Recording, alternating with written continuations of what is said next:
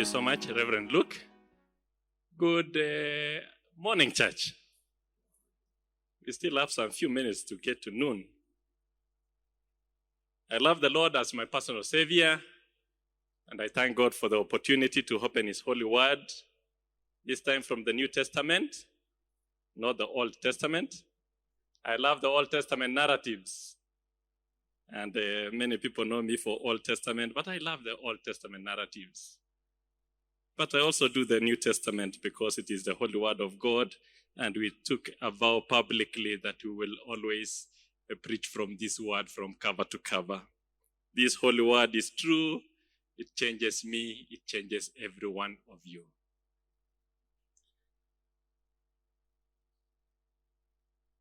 The year is very old now. Very, very old. Practically, we have like 1 month and some days to the end of the year. And as the year comes to an end, every time when the year begins, people make resolutions. And some resolutions are interesting because they are broken immediately. And others, people drag along with them, and towards the end of the year, they break them. And they say, perhaps I think I had set so high expectation of myself this year, and I now need to rethink. But there is one resolution that always stands for us Christians. And that is running this race of our Christian faith and winning the prize that is set ahead of us. And that is the message of this day, that running to win the prize. And that's my biggest encouragement to you and to myself. Regardless of the challenges that we go through, regardless of situations that we face in life, let this be a constant reminder, and let this be a constant encouragement to each one of us to run to win the prize. People have gone through a lot of issues since the beginning of the year. Some are great situations and experiences, and we thank the Lord for those great experiences.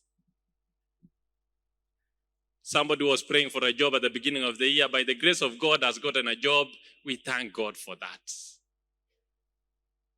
Some who are trusting for a wife or a husband to come along the way, and we've seen the notices coming up. We thank the Lord for those ones. And others are still going through situations. I asked a lady, when is your time? When are you calling us for the wedding? And she told me, unataka nijioe. And those are challenging situations, and we also thank the Lord for them because we are called to give thanks in all situations. But one thing that stands out is that we should always run this race to win the prize. That should not change. Our commitment to winning the prize should not change, regardless of the challenges that we go through. The year is very old now, and people are literally crawling towards the finish line of the year. On Monday, in the evening, I met some of the youth from our church who were out in their cell group fellowship. And one of them told me, I see you're going home. I said, I'm not actually going home. I'm literally crawling home. Because I had used all my energy that day, and I was trying to figure out how I would get to the car park and just go home. As the year comes to closer to an end, people are going through situations, and some of them are saying, wacha tu hii mwaka ishe. Let the year just come to an end. But as we get through those situations, let us keep our eyes on the prize. Allow me to begin by giving a narrative. In September 12th, 490 BC, before the coming of Christ, nowadays we say before the Common Era. In September 9th, 490 BC, there was a battle between the Athenians and the Persians. And this was a battle that is called the Battle of the Marathon. The Athenians were facing an attack from the Persians.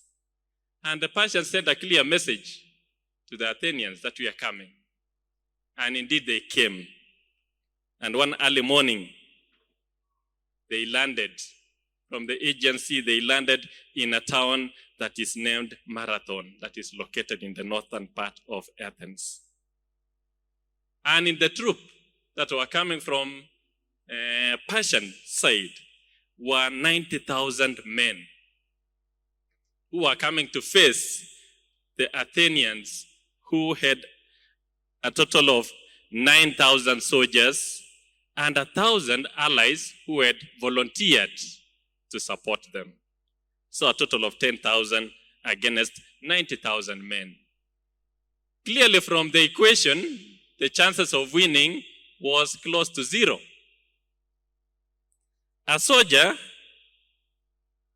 from Athenian side went to his general. This soldier was called Miltiades. Miltiades went to his general, who was called Kalymos, and told Kalymos, the only available chance of winning in this race, in this battle, is for us to attack the Persians, to lay an ambush, to attack them without notice. But if we wait for them, we will be overthrown. And interestingly, he actually succeeded in convincing Kalymos. And they went early in the morning and attacked the Persians. And when the Persians were attacked without notice, they were overpowered, though there were many, and were sent back into the ocean.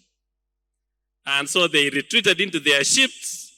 And this time around, they had not burned their ship. You remember the burning of the ship? This one had not burned their ships, so option B was still available.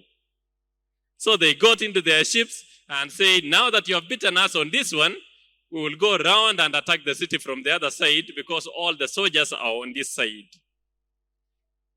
And Athenians, noticing that there is a problem,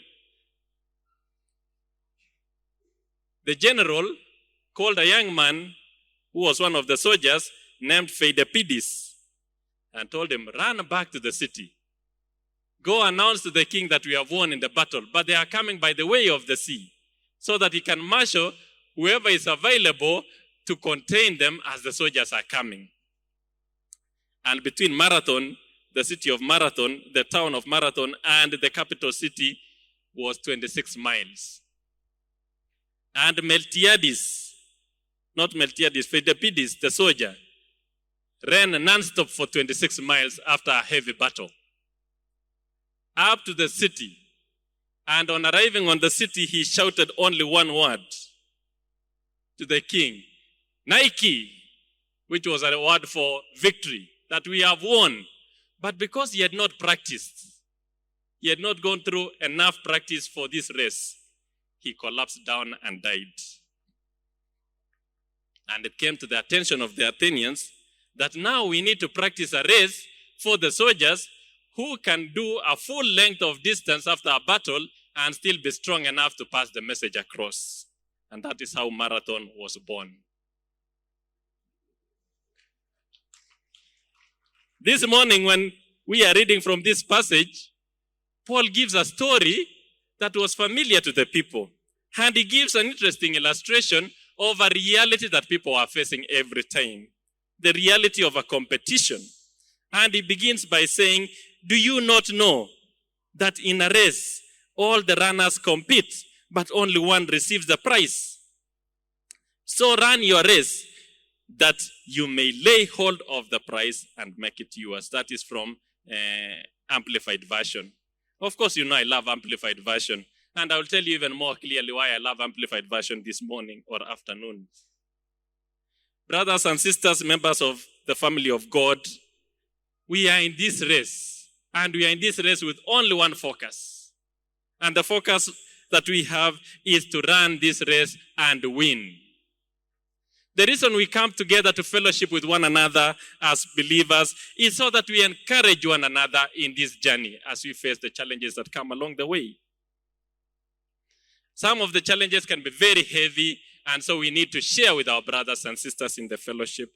Some could be normal small challenges that we face every day, but a constant reminder is, let us run this race to win. I read a book that is entitled finishing strong. And in this book, the writer presents 4 ways in which people finish in a race.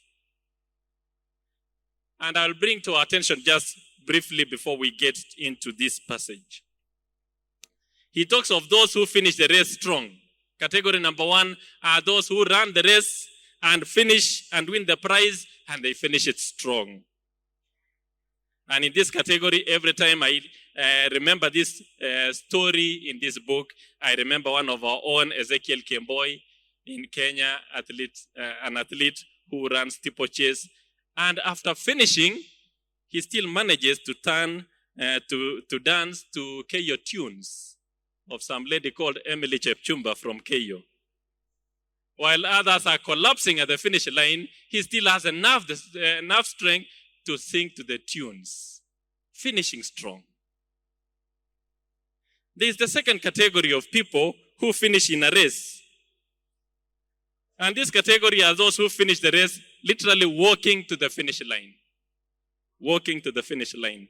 I picture West African marathoner in the last Olympics who finished the race walking. In fact, he even shocked the commentator. And the commentator said, "I can't believe my eyes. This man is walking 5 miles an hour. This is 5 miles. This is 5 miles. Literally walking to the finish line." He finished the race, yes, in 3 hours, 28 minutes. He never won. But he still finished. My encouragement this morning is running to win the prize. Category number 1. Category number 3 are those who finish the race crawling to the finish line. Crawling to the finish line. And I can picture a Kenyan athlete who was named Michael Kunyunga, who stumbled before the finish line in Hanover Marathon. He literally crawled to the finish line. And he crossed number 2, finishing it in 2 hours, 10 minutes, 16 seconds. He never won. He was number 2. Those who finished the race crawling literally to the finish line. And Paul is not encouraging us to finish the race crawling to the finish line. He encourages us to run in a way as to win the prize. And the last category are those who are entitled, those who just finished, and he says, in bad shape. Yani this category, you just can't describe. They finished just in bad shape. And I remember one time in African cross-country championship here in Kenya that was done in Mombasa, people who literally finished that race in bad shape. Somebody collapses on the road, is taken and dipped into a tank of ice and into an ambulance, straight to the ICU. He wakes up 3 days later. How did he finish the race? Just in bad shape. And Paul this afternoon is encouraging us to finish the race and to win the prize. In this passage was written against a background of athletics. And Paul in most cases would use examples from athletics because it was a common experience and what people knew every time, they would see every time. And sometimes Paul used examples that were close to him, personal examples. He would say, comparing Christian life to the race of marathon from this passage. In another part, he would compare it, still in the same passage, as a boxing match. And in verse 25 of the passage, is it verse 25 or verse 27? Verse 27, he says, "But like a boxer, I buffet my body and handle it roughly, disciplining it by hardship and subdue, like a boxer." So he compares it, the Christian journey, also the Christian race, with boxing match. And he says, "I do not punch as one punching the air." Calculated punches.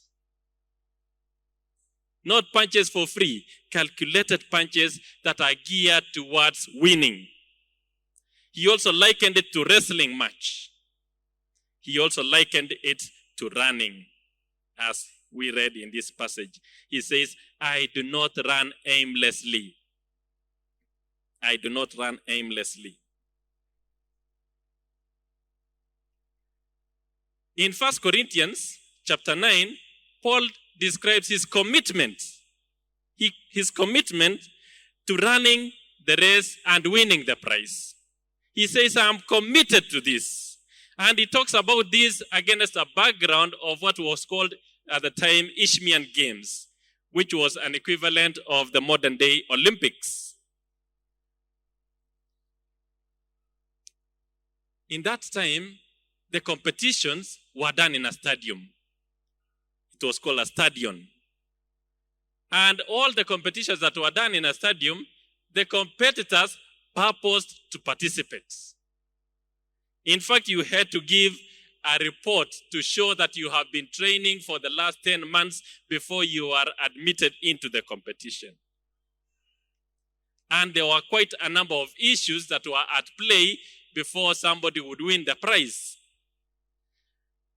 And the beauty of winning the prize was that there were a lot of privileges that would come. That is why Paul says, do you not know in a race that all runners compete or run, but only one receives the prize? Why only one receives the prize? Because at the back of every competitor who is running for the purpose of competition, not for those who are running for fun, for competition, at the heart of this runner is one target, and that is to win the prize. All the runners compete. And this was written against a background that was happening from the time of the Greeks when competition came. The people who were competing in these athletic games were going through a lot of strict discipline. But there's something interesting about them. That these races that were run in a stadium, the competitors, the runners, would run naked the way God created you. Because it was believed all these clothes that you put on will prevent you from giving your best stride. That is why in Hebrews chapter 12 verse 1, the writer says that since we are surrounded by such a great cloud of witnesses, let us strip off everything that so easily entangles us. Stripping off was a common thing. Everybody understood what the writer was saying because they would see every time. But why would somebody do all these things to the point of stripping yourself for competition? It was for one purpose, winning the prize. Why win the prize? There were benefits that came. One was the winner was given what was called a laurel wreath. And a laurel wreath was a wreath that was woven from the leaves of an olive tree and would be placed by the emperor on the head of the winner. And as the emperor places that wreath on your head and declares you the winner of that year's competition, there were privileges that came. One of the biggest privilege was to have the emperor leave his glories and come to the stadium and place that wreath on your head. Because as he did that, there were some privileges that came with that. Number one, the privileges of a winner, number one is that the winner was exempted from paying taxes and serving in the military. If you win, no more taxes. So Katibu would have no job visiting your house. No more taxes and no more serving in the military. William Shakespeare once said, there are two things that are unavoidable in life. Number one is death, number two is taxes. So if you have an opportunity to fight the second one, you would give your very best. People would go for it. The privilege number two for a winner is that a winner would receive free tuition fee in any of the prestigious universities of the choice. So no more fees payment. People would die for that. Because financing university education at that moment was quite expensive. It was just for a few. The benefit of winning, no more tuition. Benefit number three is that a winner would have a statue, his statue erected along the street headed towards the stadium or the stadium in which he won. And so what that did was that it would immortalize the winner. Many years after you are gone, people would still pass through that street and they would see a statue of you and they would ask, who was this guy? And they say, this was the winner of the stadium in this year. It was a great privilege. But also there was something else that came with that privilege of having a statue of you erected along that street. In the Greeks, that time was also that year was dedicated to you. So that in the calendar they would say, in the year that Joseph won this marathon, that was the time when I got back to school. So they would use that as a significant event to remember things that happened. And you would remember in the story of Isaiah in the Old Testament, he says, the year when King Hosea died, that is when I saw the Lord. It was not that Hosea was blocking anything from him, but the death of a king at that time was a significant event. And so he would say, that was the time that I experienced this. A significant event. So if you won, that year would be dedicated to you and anything would be mentioned against you as they remember that year.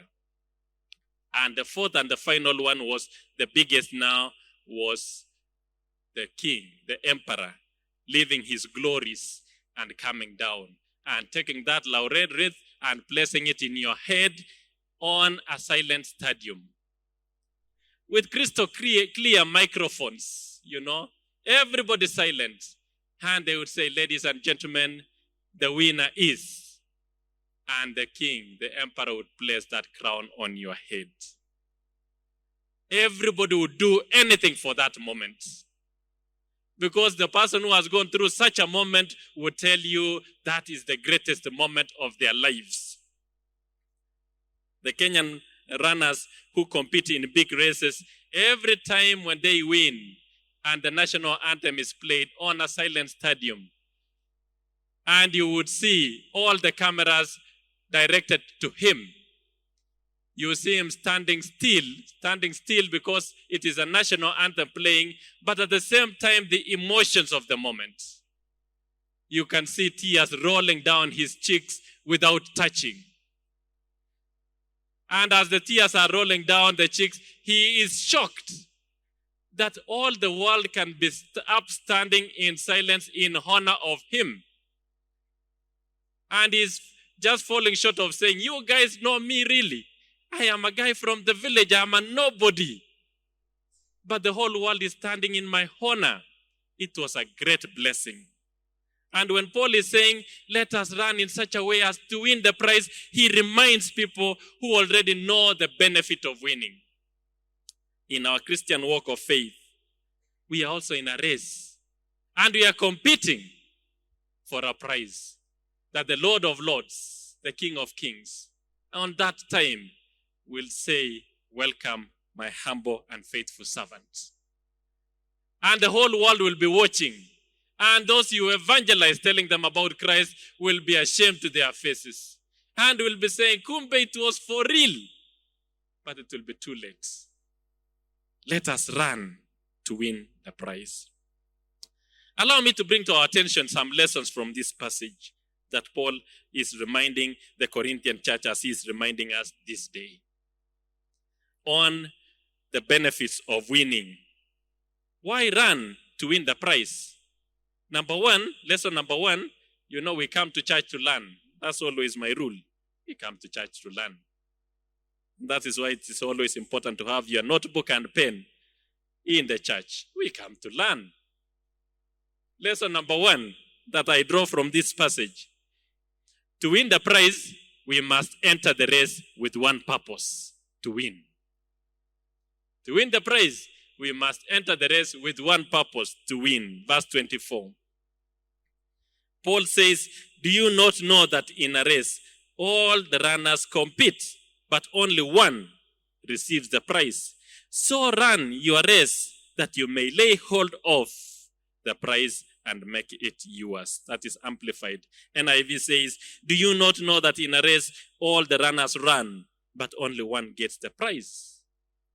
Run in such a way as to win the prize. To win the prize, we must enter the race with one purpose, and the purpose is winning. Paul in this passage reminds us that the only available option is to win the prize. There is no option 2. Option 2 is out. Option 1 only, that we have to win the prize.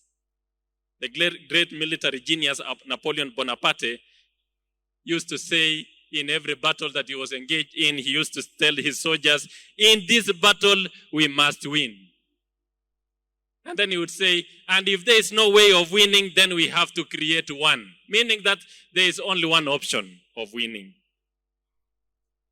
Paul in this passage reminds us, as he reminded the Corinthian church, he reminds us today that to win this race, we must enter with one purpose, to win. And he says, notice the word that he uses, run in such a way. Run in such a way. Amplify says, compete. Compete in such a way, which I like is a more accurate translation of that. It is not just running, it's a competition. It's not just running, it's a competition. Compete in such a way. In such a way means it is calculated running. You are not just running aimlessly, it is calculated. Every athlete who wants to win competes in a particular way. And that is why you would hear of athletes saying that it is not just about the physical stamina. It's about the mental capacity engagement. Because you train your mind, you train your body, you train every part of you. Run in such a way. Verse 25, it says, anyone, any athlete who competes, who goes into strict training, who wants to win, competes. And he goes into strict training. Compete means that he gives a lot of energy, a lot of time, a lot of efforts. In fact, the word translated that we find the word compete is from the root word that we find the English word agonize or agony. Paul is saying agonize in such a way as to win the prize. Agonize means that you put tremendous efforts towards winning. Every grain of energy is targeted towards that particular goal, winning. To win the prize, we must enter this race with only one purpose, to win. There is no option 2, option 1. Chinua Achebe, in his book, Things Fall Apart, presents a story of a young man who was called Onoka. And Onoka was born of a muzee who was a failure, called Okonkwo.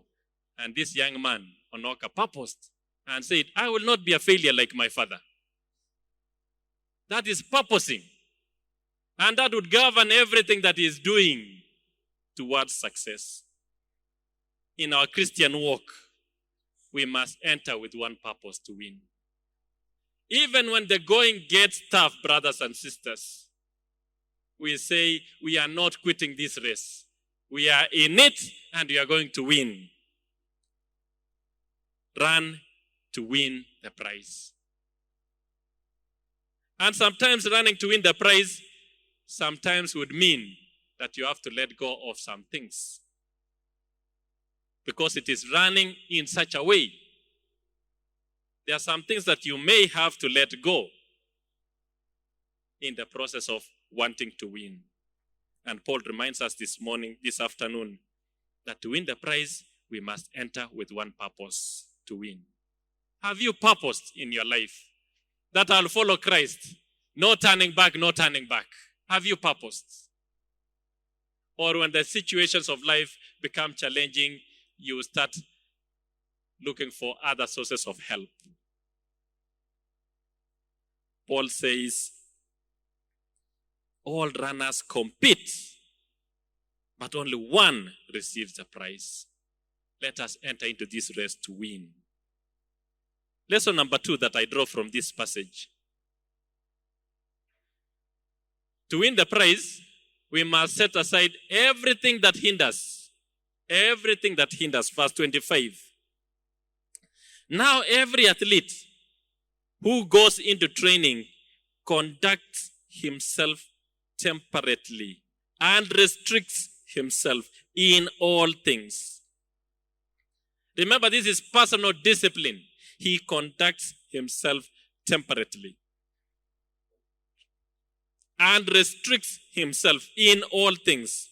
And he says, they do it to win a wreath that will soon wither. Why a wreath that will soon wither? Of course, a laurel wreath would just last for 2-3 days and you would throw it by the roadside. There was nothing in it. The glory of that wreath was from the emperor placing it in your head. After that, it is a temporal thing. You throw it aside. And when Paul says that would soon wither, it was a common thing that everybody understood. Why? Because it was just for a function and that's it. To win the prize, we must set aside everything that wants to hinder us. In Hebrews chapter 12, the writer emphasizes the need to lay aside everything that hinders. And as I reminded you, in the Greek world, the runners were running naked because of the belief that these things would hinder you from giving your very best. And Paul discloses from this passage his willingness to toil and to labor physically and spiritually in order to carry out his resolve for ministry. Have we thrown aside everything that wants to hinder us? Anything that wants to block that testimony that we belong to Christ, have we thrown it aside? In fact, Paul uses some other synonyms in the New Testament, like hardship, to describe the physical and mental toil that is common to all men. He says, I've gone through hardships. It is throwing aside anything that wants to hinder. He talks about effort, suggesting the task which a man was engaging in demanded the whole of his strength. I put everything to it, all my effort. Have we put all our efforts towards winning this prize?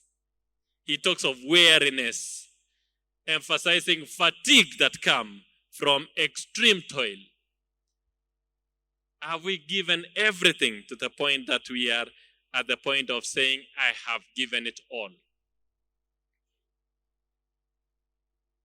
One of the church fathers, Polycarp, was executed when he was 86 years old. He was told, renounce your faith and you'll have your life, or stick to your guns and you are gone. And Polycarp said, for 86 years, Christ has been with me. Why should I renounce him now? He even had to lay down his life. To win the prize, we must set aside anything that wants to hinder us. What is it that wants to hinder you in this journey of faith that you need to lay aside? Is it your friends? Once we have accepted Jesus Christ as Lord, there will be some friends that we just have to say, for the sake of Christ, unfortunately, I have to say goodbye to this one. Because I have one purpose, I want to win the prize. Are they closer relatives that we need to gently rebuke? That I am saved, I love the Lord Jesus Christ. There are some things, some traditions that I cannot engage myself in, so please, sorry. Because I want to win the prize. Are there even closer relations that we have? Are there even relationships? I've heard of young men who say, not young men, a young lady who said, what if I marry this man and then I go and evangelize him to accept Jesus Christ as Lord? Evangelism by marriage, that doesn't work. To win the prize, we must set aside anything that wants to hinder us. Who told you that marriage is one of the evangelistic tools that we use?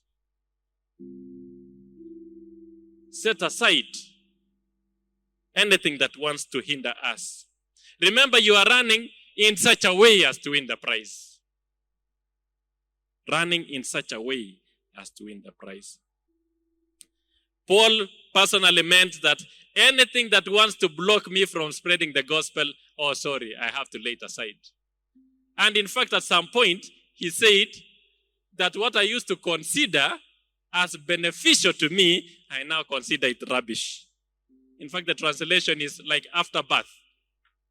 When a lady delivers a baby, you don't go for the afterbirth. You go for the baby.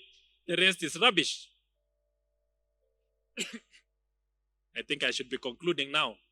Point number 3, lesson number 3. And the final one. To win the prize, we must keep our eyes on the crown. To win the prize, we must keep our eyes on the crown. Verse 26. Listen to what verse 26 says. Therefore I do not run uncertainly, without definite aim. I do not box as one beating the air and striking without an adversary. No. But I box like a boxer. I buffet my body. I handle it roughly. I discipline it by hardship. I subdue it for fear that after proclaiming to others the gospel and the things pertaining to it, I myself should become unfit. And listen, not to stand the test and be unapproved and rejected as counterfeit. I love it the way Amplified amplifies it. To win the prize, we must keep our eyes on the crown. Fix on the crown, so that we train, we do not lose the goal. He says, every step that I take is towards the goal. Brothers and sisters, members of AIC Milimani and the church in general, to win the prize, we must keep our eyes on the crown.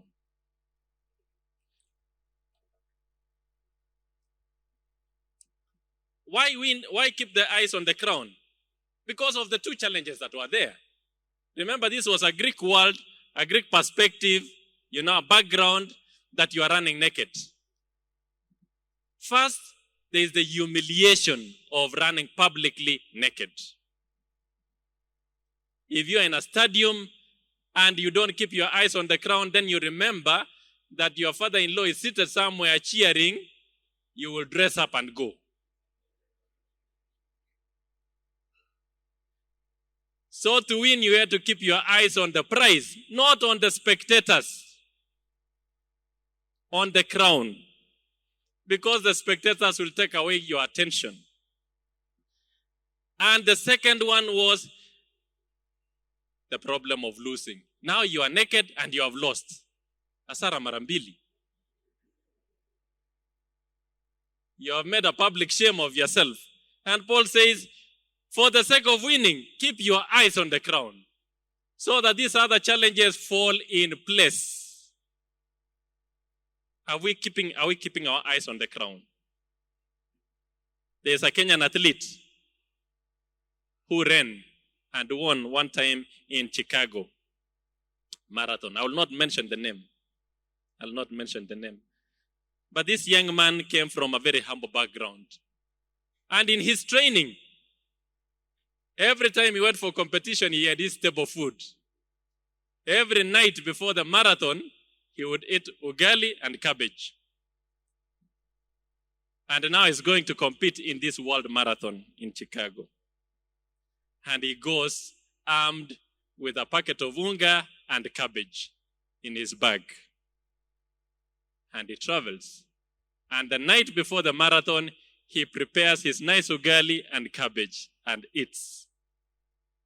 And he sleeps and wakes up the next day for the marathon. And everything was pretty okay. And he ran. But in 31 kilometers, the young man threw up. Because the marathon races, the race, strains every part of you, takes every part of you. So he threw up in 31 kilometers. And what does he throw up in the city of Chicago? Ugali and cabbage. And for a second, the young man stood and saw what he has thrown up.